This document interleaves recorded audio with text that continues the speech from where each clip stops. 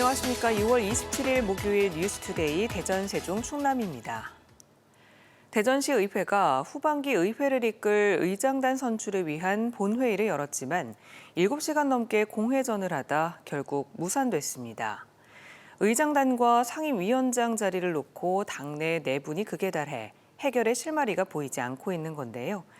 문제는 의장이 언제 선출될지 합의에 이를지도 미지수라는 점입니다. 김광현 기자가 보도합니다. 후반기 대전시 의회를 이끌 의장단 선거를 위해 열린 임시회.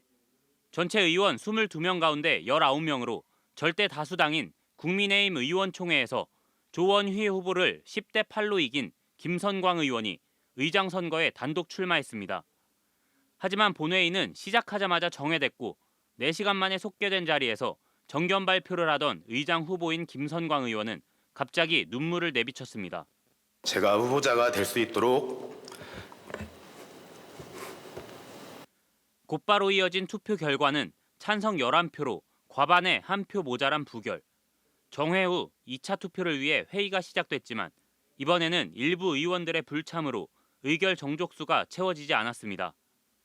회의는 2시간 가까이 또 정회되다 결국 소득 없이 마무리됐고 일부 의원들은 강하게 반발했습니다. 국민의힘 의원들의 자리 싸움할 때가 아니라 지금 경제가 어렵고 대전시에 해야 할 일이 산적하게 많은데도 불구하고 앞서 의장 선출을 위한 국민의힘 의원총회에서 조원휘 후보 지지파들이 핵심 상임위원장 자리를 요구하며 본회의가 파행을 빚은 겁니다. 본회의 직후 김선광 후보를 지지했던 국민의힘 의원들은 당내 의원총회에서 2위를 한 조원휘 후보 측이 민주당과 야합해 파행을 주도했다며 일부 자당 의원들에 대한 제명과 의원직 사퇴를 요구했습니다. 김선광 의원은 일부 의원들이 당론을 따르지 않아 이 같은 일이 벌어졌다며 파행의 배경을 설명했습니다. 상임위원장 3자리를 달라. 안 됩니다. 웃지 못할 촌극이 빚어진 가운데 자리와 입속 챙기기에 급급한 의원들에 대한 비판이 나옵니다. 시민의 대변자로서 역할을 하기 위해서는 스스로 그러한 어떤 명분을 좀 만들어 가야 되는데 서로 자리 나눠 먹기와 정치적 셈법이 난무하는 것 같아서 참 안타깝습니다. 결국 대전시의회 후반기 의장 선거는 후보 등록부터 다시 시작하게 될 전망입니다. MBC 뉴스 김광현입니다. 22대 국회 첫 예산결산 특별위원회에 지역 국회의원들이 대거 합류해 지역 현안사업 예산 확보에 청신호가 켜졌습니다.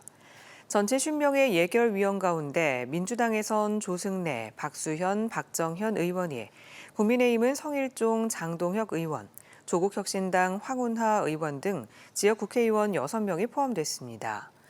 예결위는 내년도 예산안을 심의 확정하고 결산하는 상설특위로 정부 예산안의 최종 결정권을 갖습니다. 산업통상자원부가 주관하고 대전시가 신청한 바이오 특화단지 공모 결과가 오늘 오후 발표됩니다. 대전시는 신동, 둔곡, 대덕 테크노밸리와 앞으로 조성될 원촌 첨단 바이오 메디컬 지구 등 4대 단지 891만 제곱미터를 신청했으며 인천과 경기, 수원, 성남 등 전국 11개 지자체가 이번 공모에 참여했습니다. 바이오 특화 단지로 지정되면 단지 조성 인허가 단축과 세금 부담금 감면, 정부 연구개발 국비 우선 지원 등의 혜택이 제공됩니다.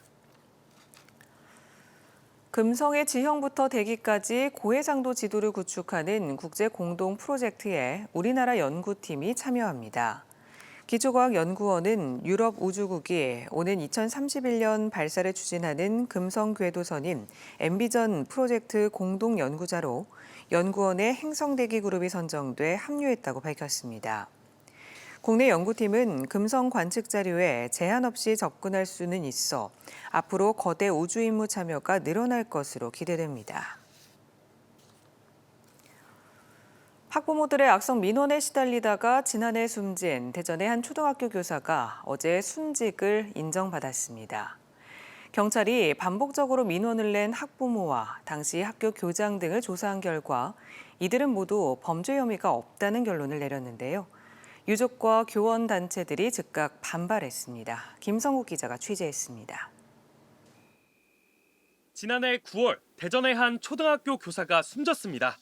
지난 2019년 한 학부모로부터 아동학대로 고소를 당한 교사는 검찰에서 무혐의 처분을 받았습니다.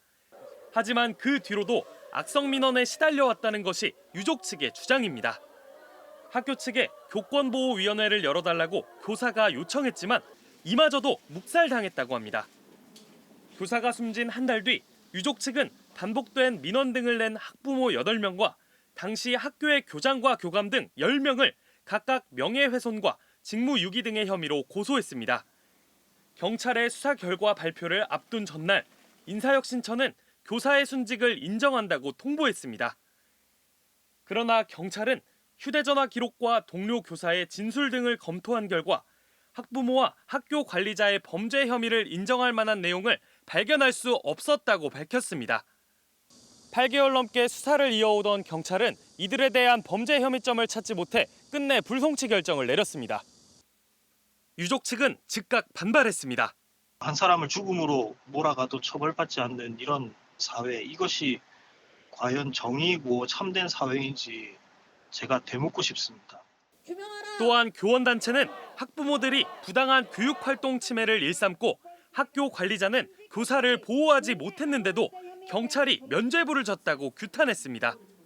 학교에서도 교육청에서도 심지어 사회적으로도 내 교권 침해를 인정해주는 곳은 없구나라는 사실에 선생님들께서 모두 절망하고 계십니다.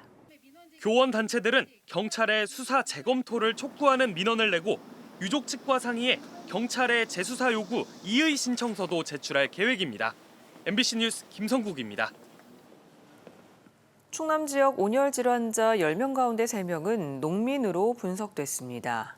충남도 농업기술원은 지난해 도내 온열 질환자 205명 가운데 73명, 35.6%가 농업 분야 종사자로 나타났다며 기온이 높은 정오부터 오후 5시 사이에는 가능한 작업을 중단해달라고 요청했습니다. 또 폭염특보가 발령되면 1시간마다 15분 이상 휴식을 취하고 응급 상황에 대처하기 위해 2인 1조로 작업할 것을 당부했습니다. 당진이 자율주행차 시범 운행지구로 새롭게 지정되고 기존 시범지구인 내포신도시의 자율주행 운행 구간이 확대됩니다. 국토교통부는 당진시를 주요 관공서를 경유하는 자율순환버스 시범지구로 새로 지정하고 내포신도시는 자율주행 방범 순찰과 주정차 단속 서비스에 더해 탑승체험 노선을 확대하기로 했습니다. 자율주행차 시범 운행지구는 자율주행차를 활용한 연구와 시범 운행을 위해 각종 규제 특례가 부여되는 곳입니다. 서산시가 오는 28일부터 사흘 동안 해미읍성 일원에서 제15회 서산 육종마늘 축제를 개최합니다. 올해 축제에는 육종마늘과 생강한과 조청과 표고버섯 등 지역 농특산물 상설 판매장을 비롯해 육종마늘이 들어간 빙수와 아이스크림, 빵과 소시지 등을 판매하는 먹거리 부스가 열릴 예정입니다.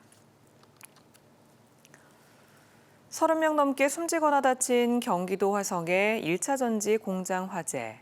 한번 불이 붙으면 쉽게 꺼지지 않고 폭발이 잇따르는 배터리의 특성 탓에 피해가 컸습니다. 우리 지역에 있는 배터리 관련 업체는 화재로부터 안전한지 또 불이 나면 어떻게 대처해야 하는지 윤소영 기자가 취재했습니다. 대전의 한 배터리 제조 공장. 이곳에는 배터리의 소재인 배터리셀이 4,000개 넘게 보관돼 있습니다. 검은색 배터리셀들이 사무실 곳곳에 빈틈없이 놓여 있습니다. 창고 안에도 배터리셀이 가득 쌓여 있습니다. 공장 측이 화재 예방을 위해 다각도로 힘쓰고 있지만 위험은 곳곳에 도사리고 있습니다. 경기도 화성에서 발생한 화재도 한데 모여있던 배터리에서 순식간에 불길이 번졌습니다. 화재 방지를 위해서 방화포라든지 소화기를 다 비치해 놓고 있고요. 배터리 모니터링 시스템을 통해서 배터리 화재 예방에 힘쓰고 있습니다. 이번에는 다 쓴 배터리를 분해하는 작업을 하는 공장에 가봤습니다.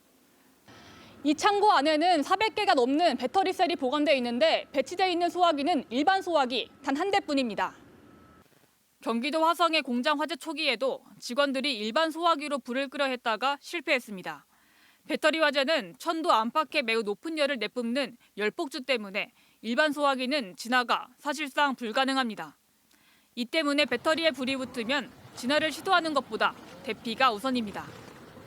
연소가 빠르게 진행되고 그리고 다량의 유독가스가 발생되기 때문에 초기에 진화를 할 수가 없다면은 빠른 피난과 대피를 하는 것이 중요하고 소방당국은 화재 예방을 위해 배터리가 외부 충격을 받지 않도록 하고 많은 양의 배터리를 한 곳에 보관하지 말아야 한다고 강조했습니다. MBC 뉴스 윤소영입니다. 폐기 수순에 들어간 일회용 컵 보증금제와 관련해 민간 참여 업체들이 사업 수행기관인 한국조폐공사에 70억 원대 손해배상 소송을 냈습니다. 이들 업체는 일회용 컵에 붙일 바코드 라벨 20억 장, 78억 원어치를 제작해 전국에 배송하기로 계약한 것으로 알려졌으며 조폐공사가 최초 입찰 규모대로 발주를 하지 않았다며 시설 투자비 등 75억 원을 보상해달라고 요구했습니다. 이에 대해 조폐공사는 갑작스럽게 환경부 정책이 변경될 것으로 예측할 수 없었다며 원만한 해결 방안을 모색하겠다고 밝혔습니다. 대전지법 형사 5단독 장원지 판사가 자신을 가르친 지도교수를 협박해 돈을 뜯어내려 한 혐의로 기소된 대전 모 대학의 전 초빙 교수에게 벌금 500만 원을 선고했습니다. 피고인은 지난 2020년부터 2년 동안 한 대학의 산업대학원 초빙 교수로 지내다가 교수직을 그만두라는 전 지도교수의 말에 그동안 월급의 일부를 상납해온 사실을 언급하며 3억 원을 달라고 협박해 미수에 그친 혐의로 재판에 넘겨졌습니다.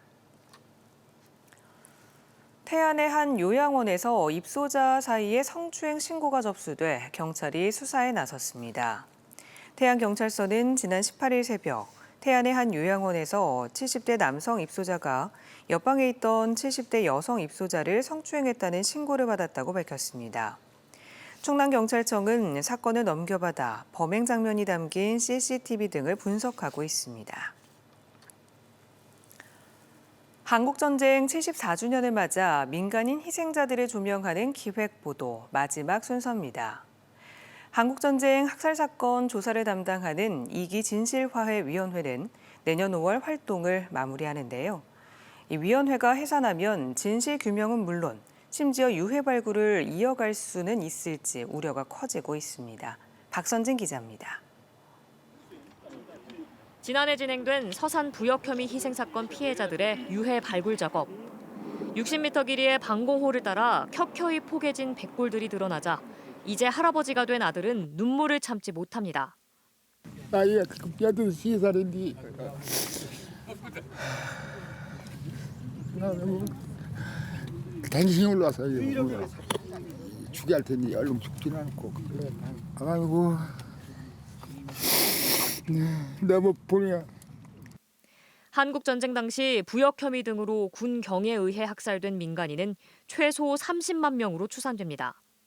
진실규명에 나선 1기 진실화해위원회는 지난 2005년부터 5년간 활동했고 2020년 출범한 2기 활동도 내년 5월 종료됩니다.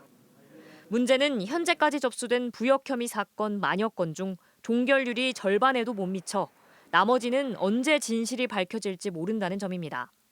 더구나 진화위는 과거사 정리법에 따라 최초 진실규명 조사 개시 결정 이후 3년, 그리고 대통령이나 국회에 보고한 뒤 1년까지 연장할 수 있는 임시기구에 불과합니다. 지금 진실화위원회가 이제 내년이면 마무리를 하게 되거든요. 이제 시간적인 부분에서 굉장히 좀 촉박하다고 생각을 하고 있고. 또 현행법에는 배상과 보상 규정이 없어 유족들이 국가를 상대로 개별 소송을 해야 하고 또 유해 발굴 사업을 위한 근거도 없습니다. 지난 21대 국회에서 진화위 조사기간 연장을 비롯해 상시기관인 진실화해재단 설립 명문화, 배상 보상 기준과 유해 조사 발굴 근거 마련 내용 등을 담은 법안을 17개나 발의했지만 이념 정쟁에 휘말리며 모두 폐기됐습니다. 이 위원회 인력 구성을 다시 정상화해야 하는 과제가 있고요. 두 번째는 위원회 활동의 연장 또는 상설화를 위한 입법 활동과 진실화해 재단 설립을 가시화하는 것입니다. 이 입법 활동을 위해서 최선을 지금 다하려고 준비를 하고 있습니다. 억울한 죽음을 규명할 상시기구, 그리고 추가 유해 발굴을 위한 법적 기준은 언제쯤 만들어질 수 있을지 진실을 뒤덮은 안개는 수십 년째 거치지 않고 있습니다. MBC 뉴스 박선진입니다. 대전 유성구가 온천수를 활용한 화장품 개발을 추진합니다. 유성구는 화장품 제조업체와 업무 협약을 맺고 유성의 온천수를 활용한 화장품을 개발해 유성온천을 전국에 알리는 데 협력하기로 했습니다. 유성구는 앞서 유성온천 홍보와 경제 활성화를 위해 관련 조례를 개정했으며 앞으로 의약품 제조시설과 의료기관, 노인 의료복지시설 등에도 온천수를 무상 공급해 유성온천의 건강 효과를 알릴 계획입니다. 지난 2021년 후보 C수소로 선발돼 후대 검정을 진행해온 충남 한우 3호가 국가보증 C수소로 최종 선발됐습니다. 충남도 축산기술연구소는 충남 한우 3호는 국가보증 C수소 능력기준 상위에 해당하는 우량한 중체형으로 전국 지자체 연구기관 중 유일하게 선발됐다고 밝혔습니다.